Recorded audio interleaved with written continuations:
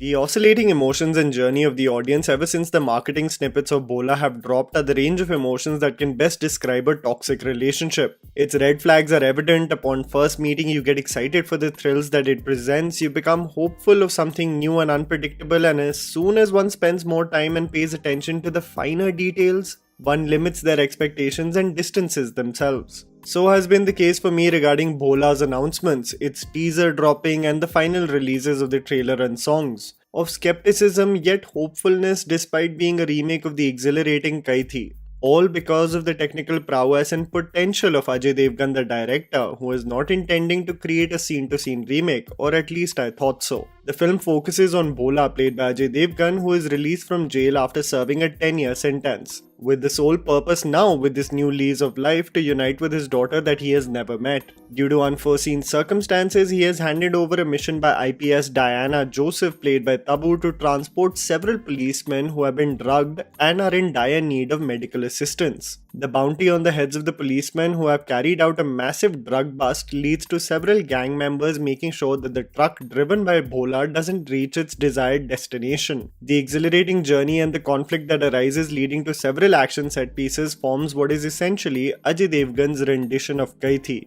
Here's me telling you the good and bad aspects of the film so that you guys can ultimately decide whether to watch Bholaa in theaters or not.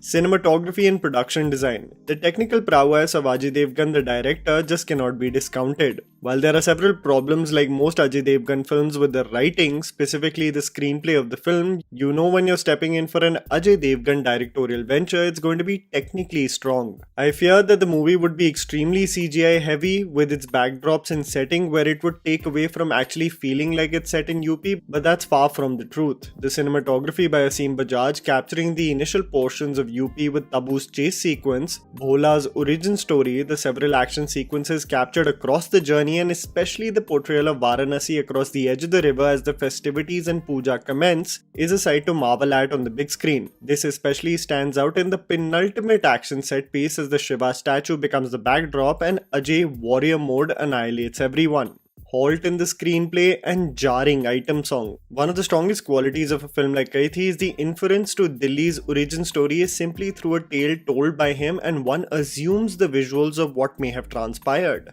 The emotional core of the film is the longing Dilly has for his daughter, and it is conveyed beautifully by Karthi's performance. The storytelling works and depends on the inference and the conviction of the actor rather than spoon-feeding the audience with why, what and where through a song. This is where Nazar Lag Jayegi plays, and one understands Bholaa's origin, his ability to get the girl, him being of influence versus the original where he is below the poverty line, and this halts the proceedings of what was otherwise an engaging action film. The romantic core exists even in the original movie, but it never deviates the journey and never causes the audience to assume that this might be the perfect opportunity for a loo break. An element that also feels unnecessary in Bholaa is to showcase an item song called Pan Dukaniya, where the intention is to only introduce the villains, specifically Deepak Dobriyal and his crew, as unhinged animals, and aids nothing to the storytelling. The song is not even peppy to be entertaining, and the choreography is of the girl drop-kicking the pervs that surround her. I wonder why Ajay Devgn believed it to be necessary to integrate music in this film when a venture like Drishyam 2 without music still connected and thoroughly engaged audiences.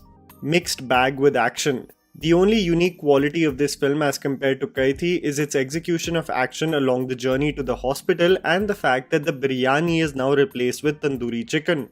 This actually was my biggest trigger to watch the film, as Ajay Devgn really has a keen interest in capturing unique action choreography. Sadly, what one assumes Ajay will be strongest at is a mixed bag.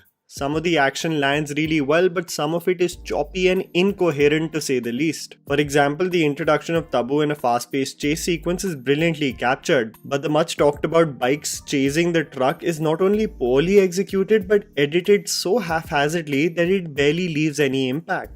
Ajay Devgn referenced this as his version of Mad Max, and it's packed with many kuch bhi moments of punching the bike away in mid-air with his bare hands. The CGI is very apparent, and especially Ajay playing road rash, but its choreography being lackluster at best. There are 3 sequences though where Ajay shines, and it is when he goes in supreme Mortal Kombat mode breaking bones, when he uses his Trishul to kill goons in the penultimate sequence, and finally becoming more or less a superhero while rescuing Tabu. I wished for a more consistent quality in action, but it is not the case with this film. Hit and miss comedy and standout cast members. The funniest element of this film is Kadchi, who joins Ajay and Tabu along the journey. Being referenced as Chammach, Belan and Patila, he is frustrated at the turn of events that have occurred and offers great comedic relief in the film. However, some of the dialogue sprinkled across the screenplay would mostly generate crickets. One of the goons telling Deepak Dobriyal, "Andar bahut dark hai, night hai to andar dark to hoga hi," or Deepak inquiring about Bhola, asking, "Jail se aaya hai ki gym se?"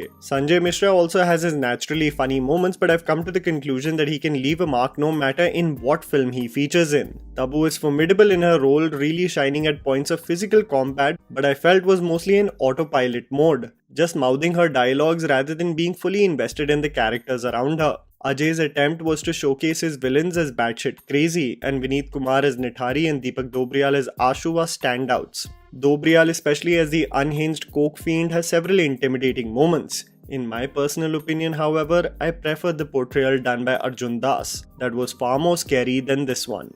The science behind mass and the soul of the original film. The consistent problems with Ajay Devgn's directorial ventures continue with this film as well, where the set pieces stand out but the cohesive structure of the film is as banal and straightforward as ever. You remember talking about Runway 34 and how it would have been such a clever and crisp thriller had it just not presented the storyline in a chronological order?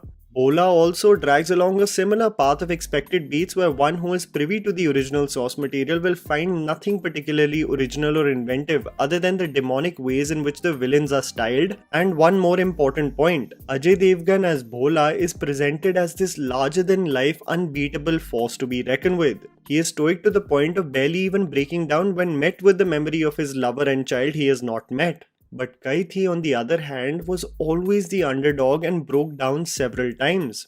Thinking about the union he will have with his daughter beautifully in one scene referencing her physical features and how similar she is to her parents. This longing for the child, this father-daughter bond that keeps the protagonist going is missing in this film. While Ajay is brilliant in his physical ability to execute action scenes, I think the soul of the film was lost as Ajay is presented as this larger-than-life enigma in this movie. Constantly assisted and annoyingly so with a voiceover describing his qualities, and so intimidating that even leopards run away in fear. The vulnerability and weakness of Bholaa was missing, and I feel like this was a result of the trappings of star service versus aiding the character.